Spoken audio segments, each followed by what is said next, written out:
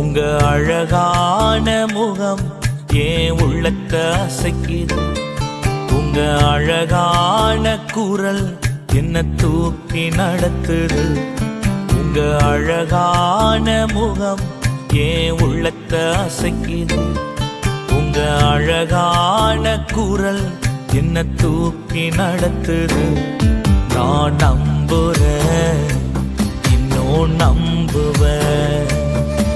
என் நம்பிக்கையே நீங்கதான். நான் நம்புறேன், இன்னும் நம்புவேன்.